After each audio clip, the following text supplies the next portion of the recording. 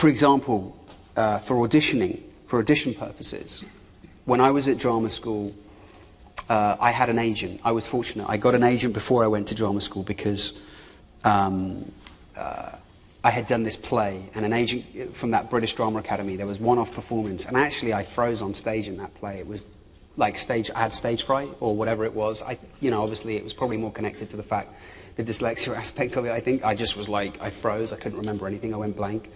But I got an agent, nevertheless, from that show. Something was working.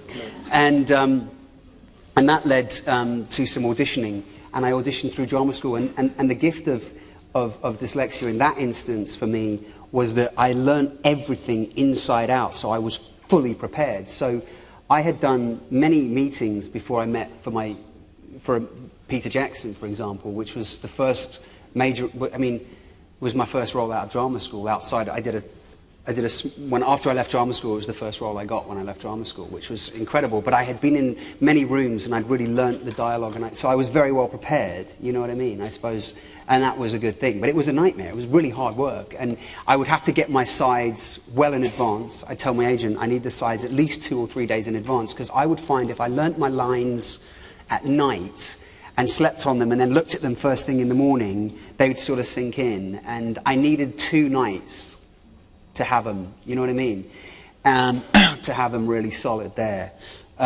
It's posed a problem sometimes on films because, you'll get the sides the day of sometimes because, it's just, that's the nature of the business. But I don't know, one way or another, I guess, on films I've managed to... What happens with teleprompters? Do you have trouble with that? If you have to read, I mastered reading out loud in drama school somehow. The 3 years of training at drama school really, with reading stuff like Milton's Paradise Lost, where the imagery is so profound and great, you start to connect with thoughts. And I had this great teacher, Russian director, who couldn't speak English actually, and he had a translator, but he seemed to be able to see your soul when you were performing as opposed to anything else. But he taught us to learn everything by thought. So as opposed to just learning the text, just learn the thoughts and then forget the text. And we weren't allowed to even recite the text. So that sort of stuff helped. What would you say to a 7-year-old or 8-year-old Orlando today? I'd say just hold on to your dreams and, never ever think that you're not good enough or that you're stupid.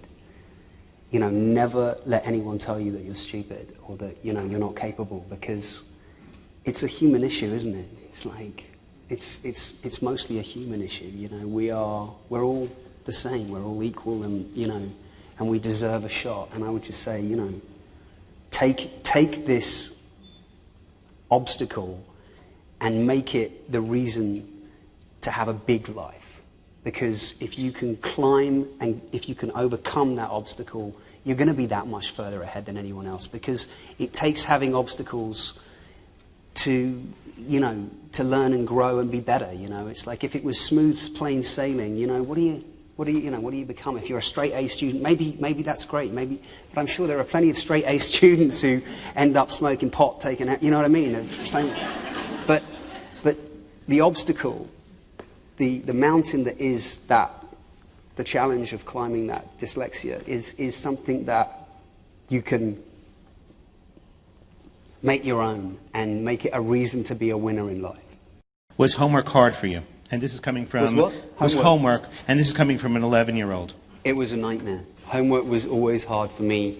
Writing essays, dissertations, as I said, getting my thoughts on the page, it was so difficult, but, keep writing them, do the best you can, and just trust that your life has got something in store, even if it isn't immediately apparent. One of the things that might help for kids today is like talking books, for example. Like, they really help. Like, listening really helps. I don't know. I'm terrible with typing, but if I had learned to type, I think that it might really help with, encourage, the technology in that aspect would really help typing. I don't know if that's true, but because I haven't experienced it. But talking books and yeah, I was kind of always waiting for a computer that I could speak to, and it would type. You know, the words would spew down. We have it. We have it. Oh, you have them? We have it. Yeah. Great. Well, where do I get one? Okay. Well done.